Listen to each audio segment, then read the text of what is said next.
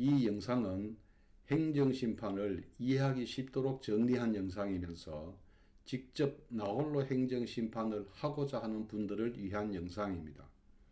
시청, 군청, 구청 등 행정청으로부터 억울하고 불리한 처분을 받고 고민을 하는 분이 많으실 줄 압니다. 자영업을 하면서 뜻하지 않은 처분을 받은 경우 슬기롭게 대처하여 그 상황을 벗어나는 것이 중요합니다. 그렇다고 일이 있을 때마다 변호사를 찾아가 상담을 하고 처리를 위임한다면 그 비용이 만만하지 않을 겁니다. 나홀로 소송을 한다 하더라도 인지대와 송달료 등의 비용이 만만하지 않고 패소할 경우 상대방의 변호사 비용까지 부담을 해야 합니다. 그러나 행정심판은 본인이 직접 진행한다면 소송과는 다르게 비용이 전혀 들지 않습니다. 그러므로 자영업자분들은 행정심판을 이해를 하고 필요한 경우 나홀로 행정심판을 적극 진행해 보시기 바랍니다. 이번 영상에서는 행정심판 전반을 쉽게 이해할 수 있도록 안내를 하고 앞으로는 각 사례별로 행정심판 청구서 작성하는 방법과 주장해야 하는 논리 등을 정리해서 안내하도록 하겠습니다. 그러면 바로 시작하겠습니다. 우리가 구청에 건축허가 신청을 하였는데 구청에서 불허가 처분을 내렸습니다. 처분서에는 이렇게 적혀 있습니다. 이 처분에 불복하고자 하는 경우 처분이 있음을 알게 된 날부터 90일 또는 처분이 있었던 날부터 180일 이내에 광역시 행정심판위원회에 행정심판을 청구할 수 있습니다. 그러면 행정심판은 무엇일까요? 행정심판이란 행정청의 처분 또는 부작위로 인해 권리 또는 이익을 침해받은 국민이 불복하는 경우 사법부가 아닌 행정청에 설치된 독립적 제3자 기구의 판단에 의하여 그 처분 등의 위법성 여부 등을 판단하는 절차를 말합니다. 생소한 단어가 많고 설명이 어렵습니다. 차근차근 설명하겠습니다. 먼저 행정심판이 필요한 이유와 장점을 살펴보겠습니다. 첫째, 비용이 들지 않습니다. 소송을 제기하면 인지대, 송달료, 변호사 비용이 필요하고 패소할 경우 상대방이 들인 비용까지 부담해야 합니다. 그러나 행정심판은 본인이 직접 수행할 경우 이러한 비용이 전혀 들지 않습니다. 두 번째, 처리 기간이 짧습니다. 소송을 제기하면 1심, 2심, 3심 등 신급당 3개월에서 6개월 정도의 시간이 소요됩니다. 행정소송은 3심대를 택하고 있어 1심에서 이겼다 하더라도 처분청이 불복을 하는 경우 2심, 3심까지 열립니다. 그러나 행정심판은 행정심판위원회가 심판 청구서를 받은 날부터 60일 이내에 재개를 하여야 하고 부득이한 사정이 있다 하더라도 30일을 연장할 수 있어 90일 이내에 결론이 내려지게 됩니다. 세 번째, 행정심판 청구가 인용이 되면 처분청이 불복할 수 없습니다.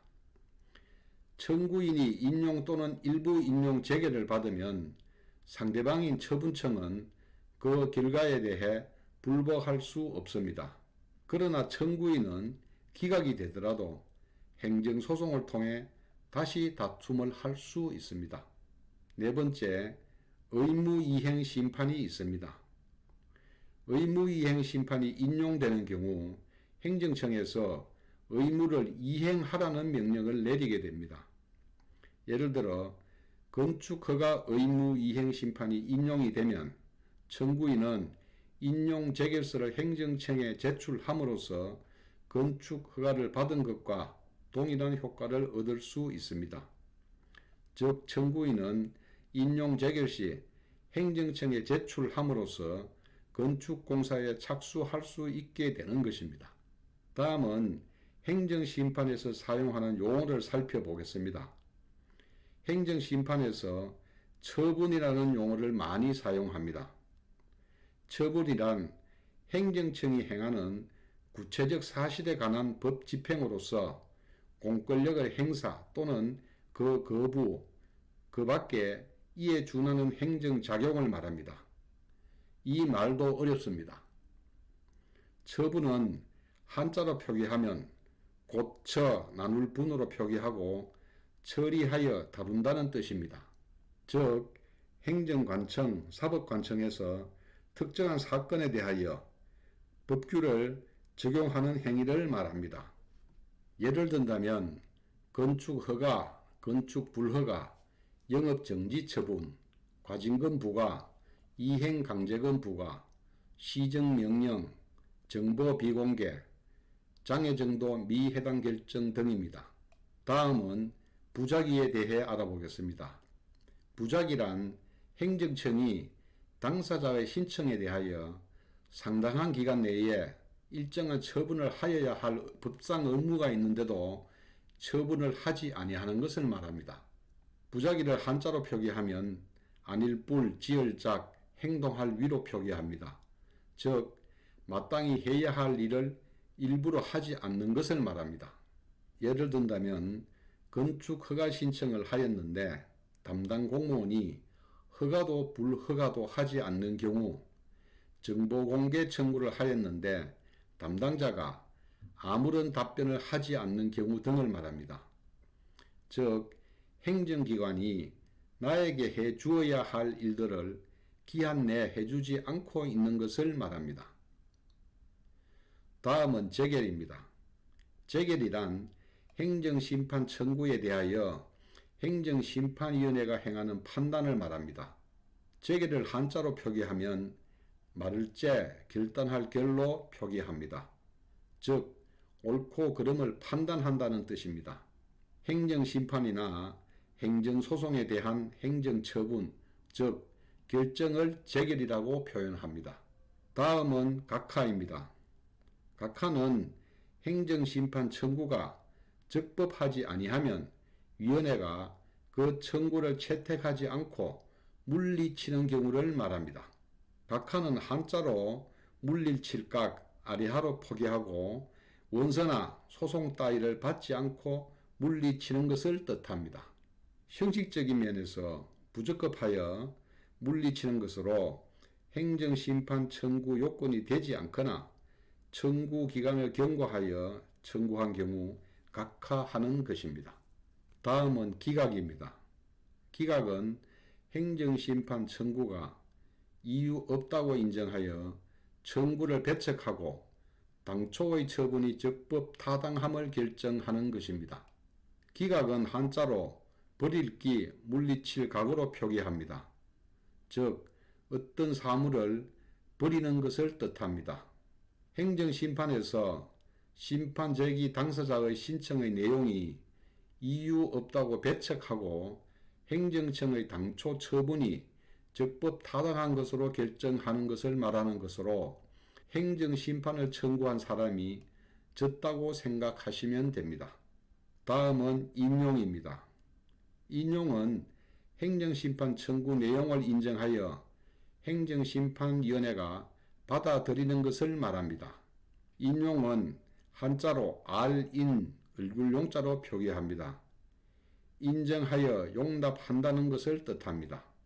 행정심판에서 심판제기 당사자의 신청 내용이 이유 있다고 인정하여 채택하는 것을 말합니다. 즉, 행정청을 이기는 것을 인용이라고 합니다. 다음은 행정심판의 종류에 대해서 알아보겠습니다. 먼저 취소심판입니다. 취소심판이란 행정청의 위법 또는 부동한 처분을 취소하거나 변경하는 행정심판을 말합니다. 취소심판을 청구하여 인용이 되면 재결서의회는 피청구인이 몇 년 8월 22일 청구인에게 한 정보공개 거부 처분을 취소한다라고 작성되게 됩니다. 다음은 무효확인 등 심판입니다. 무효확인 등 심판이란 행정청의 처분의 효력 유무 또는 존재 유무를 확인하는 행정심판을 말합니다.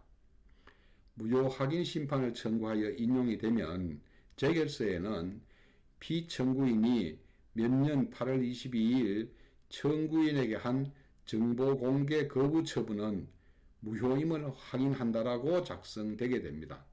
다음은 의무이행 심판입니다. 의무이행 심판이란 당사자의 신청에 대한 행정청의 위법 또는 부당한 거부 처분이나 부작위에 대해서 일정한 처분을 하도록 하는 심판을 말합니다. 의무이행 심판을 청구하여 인용이 되면 피청구인은 청구인이 몇년 8월 22일 정보 공개 청구한 정보를 공개하라고 재결서가 작성되게 됩니다. 다음은 행정심판위원회의 종류에 대해 알아보겠습니다. 먼저 중앙행정심판위원회입니다. 중앙행정심판위원회는 중앙행정기관, 특별시, 광역시, 도, 지방경찰청, 지방병무청 등의 처분 또는 부작위를 심사합니다. 시도행정심판위원회는 시장, 군수, 구청장 등의 처분 또는 부작위를 심사합니다. 시도교육청 행정심판위원회는 소속 교육장 등의 처분 또는 부작위를 심사합니다. 조세심판원은 국세 및 지방세와 관련된 처분에 대해 심리합니다. 노동위원회는 노동법과 관련된 행정심판을 심리합니다. 국민건강보험공단은 보험급여 등에 관한 행정심판을 심리합니다. 소청심사위원회는 공무원의 징계 처분, 그 밖에 그 의사에 반하는 불리한 처분이나 부작위에 대하여 이의 제기 시 심사합니다. 토지수용위원회는 토지 수용과 관련된 사항을 심판합니다. 행정심판을 청구하는 국민의 입장에서 각 행정심판위원회의 관할을 알고 신청하는 것이 중요하기는 합니다. 그러나 크게 신경을 쓰지 않으셔도 됩니다. 국민이 어느 행정심판위원회의 행정심판을 청구하였을 경우 해당 심판위원회가 자기 위원회의 관할이 아니면 해당 행정심판위원회로 송부해 주기 때문에 국민의 입장에서는 크게 신경을 쓰지 않으셔도 됩니다. 마지막으로 행정심판이 되지 않는 경우를 살펴보겠습니다.